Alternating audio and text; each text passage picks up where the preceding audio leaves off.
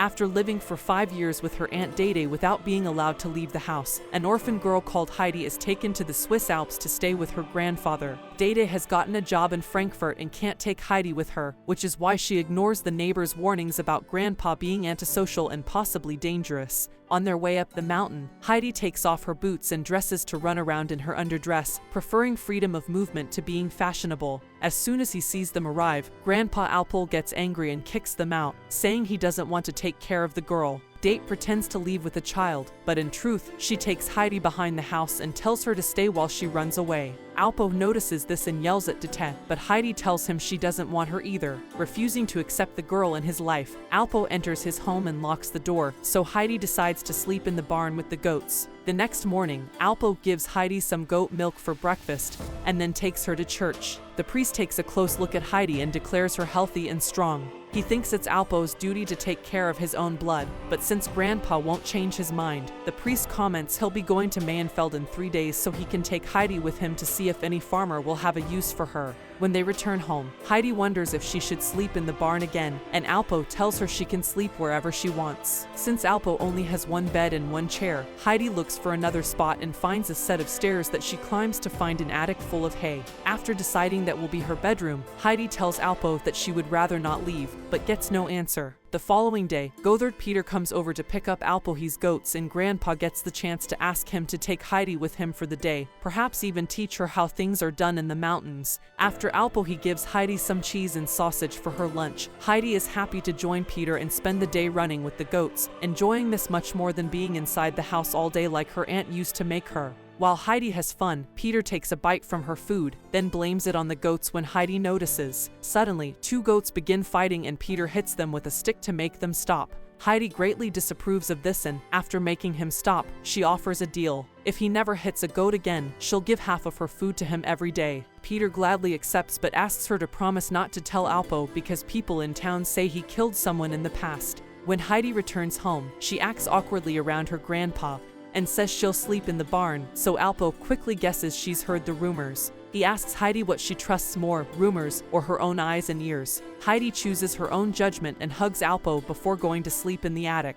The next day, while Heidi continues to have fun and bond with Peter, Alpo does some carpentry to show his granddaughter how touched he is by her affection. When Heidi comes home, she's surprised to find a second chair at the table and some fantastic news. Alpo will allow her to stay for good. Weeks pass and Heidi has fun with Peter every day. She even cuts her hair to be more comfortable. One day, Peter tells her he won't be coming for a few months because he'll be going to school, so they'll see each other again in the spring. But she should come by his house to visit him sometime.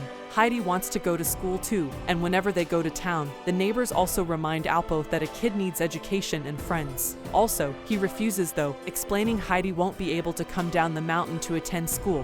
When winter comes, things get boring when it begins to snow. Alpo carves a little bird for Heidi to make her feel better, but it doesn't help much, so he tries to make a sleigh next. This actually works well, and the two of them have fun sleighing down the mountain before Alpo drops Heidi at Peter's for a playdate. Heidi gets to meet Peter's mother and grandmother, but his dad is dead. The grandmother is blind and there aren't many things she can eat because she's missing most of her teeth, which is a problem because all they have to eat is stale bread. Peter isn't doing well at school and doesn't understand why he needs to learn to read because he doesn't need it to herd goats, but his mother doesn't allow him to quit.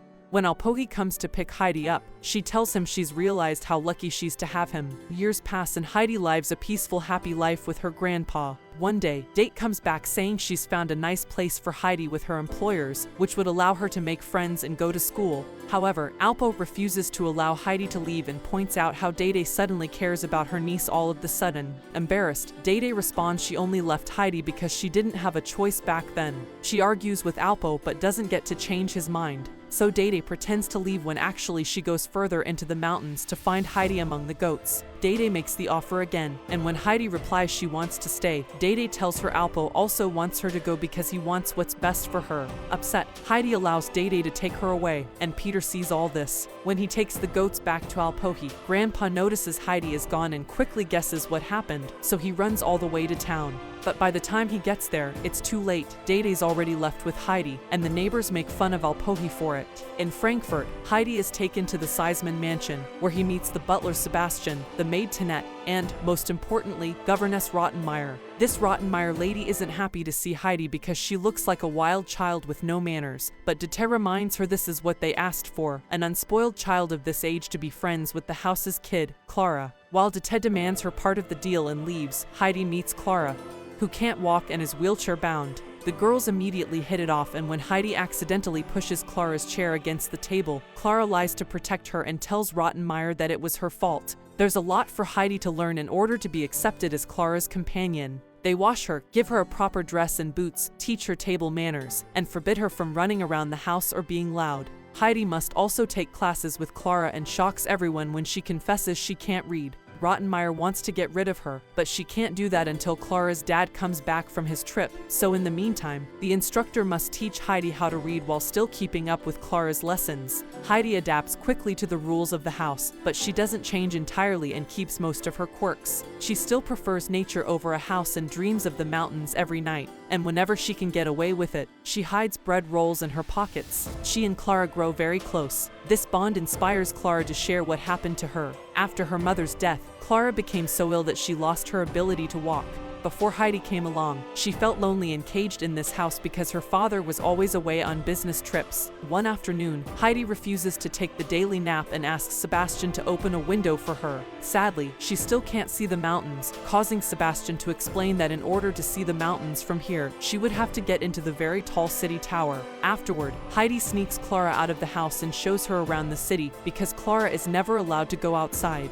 When they find the city tower, Clara waits by the door while Heidi goes as high as possible, only to get disappointed when not even up here it's possible to see the mountains. Clara is a little nervous to be alone, but her mood improves when she finds a person selling kittens and decides to buy them all. Back at the house, Rottenmeier panics when she can't find the girls and sends all the servants out to search for them. It's Sebastian who finds them, and Clara, fortunately, covers the kiddies with the blanket they came with before he can see them. When they return home, Rottenmeier tries to scold them but ends up sneezing like crazy because of her allergies. The cat suddenly jumped off Clara's lap, scaring Rottenmeier so badly that she climbs on the furniture, making everyone laugh. Later at dinner, as punishment, Heidi isn't allowed to eat. Instead, she must stand in the corner of the room, facing the wall during the whole meal. Rottenmeier promises that next time she'll send her to the cellar with the rats. Heidi won't stand for this, so after dinner, she picks up all the bread rolls she saved for Peter's grandmother and tries to leave. Rottenmeier stops her, reminding her she's lucky to be receiving fancy clothes and proper education. But what truly makes Heidi feel bad is seeing a disappointed Clara crying and rushing to her room. Since that day, Heidi's dreams get worse, and Clara won't leave her room. Tinette explains she's sick and blames Heidi for it. Feeling even worse now, Heidi visits Clara once her doctor says she's feeling better and reassures her it's not because she hates her that she